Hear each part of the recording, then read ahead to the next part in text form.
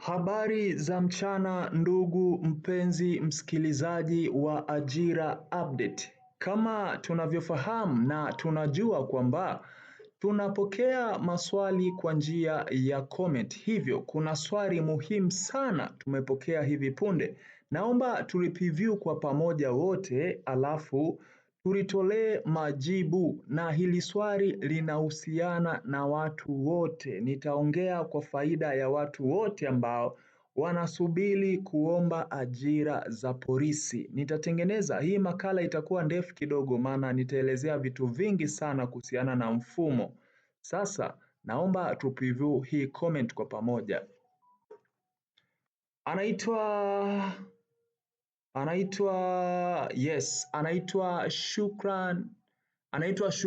Shukran Twalibu.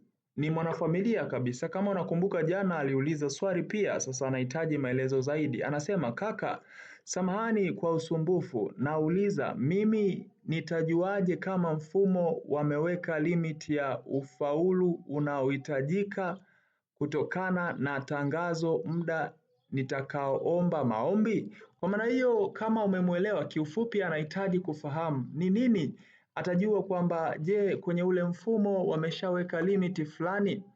Sasa naomba nielezee. Iko hivi. Ya kwanza, ngoja nirudi nyuma kidogo nikupe historia fupi kidogo ambayo hata mimi iliwahi nikuta. Kuna siku moja nilikuwa natuma maombi kwenye jeshi la polisi. Kama sikosei ni mwaka juzi, mwaka jana sikutuma, ni mwaka juzi. Nilikuwa natuma maombi kujiunga na jeshi la polisi. Sasa kuna rafiki yangu ambaye yeye alifanikiwa mapema sana kuajiriwa kwenye jeshi la polisi. Nakumbuka kipindi nasoma chuo nikiwa mwaka wa kwanza. Rafiki yangu yeye aliomba na mimi nikaomba, ila mimi sikuitwa kabisa hata kwenye usaili, lakini yeye alifanikiwa akaitwa, lakini alitumia mfumo wa 2 in 1. Namaanisha 2 in 1 kivipi? Alituma maombi kwa kupitia cheti cha form 6 na pia akatuma maombi kwa kupitia cheti cha form 4. Umenielewa? Kwa maana hiyo alikuwa anabeti mara mbili. Umenielewa? Sasa maombi yalivyotiki akaenda kufanya interview ya form 6 na ndipo alipoitwa. Kwenye cheti cha form 4 hakuweza kuitwa. Maana hiyo alibet 2 in 1. Na mimi mwaka juzi nikamwambia, oya bro, hebu na mimi ngoja nicheze karata. Maana wakati huo mtaani kulikuwa pamoto vibaya mno, yani no option isipokuwa kwenda jeshi tu. Umenielewa? Sasa nilichofanya nikaongea naye, nikamwambia bro, hebu ngoja na mimi nicheze karata. Ni beti mara mbili. Sasa mimi nikataka ni beti kupitia cheti changu cha chuo kikuu, alafu pia ni beti na cheti cha form 6, ni beti mara mbili. Akaniambia, oya bro, sasa hivi mfumo unakutema moja kwa moja. Kwa nini? Sababu ukishaweka taarifa zako za form 6, automatic inakuwa inakujua wewe kama form 6. Kwa hiyo vile ukitaka ubeti mara ya pili tena inakataa. Na kweli ilinitema, nikatuma kwa kutumia njia ya form 6, sababu mara nyingi sana kadri elimu inavyopanda inakuwa ni ngumu sana kupata ajira. Kwa maana hiyo nikaona bora nitumie cheti cha form 6 kutafutia ajira ya polisi, lakini bahati ya kuwa kwangu sikuwahi itwa hata kwenda interview, kwa hiyo sikubahatika. Sikukata tamaa, lakini niliendelea kutuma maombi kwenye sekta nyingine tofauti hata na polisi, lakini sekta ambayo nimesomea. Alhamdulillah nikafanikiwa nikapata. Yes, mpaka sasa hivi tunavyoongea nipo sehemu fulani nimetulia, napiga job.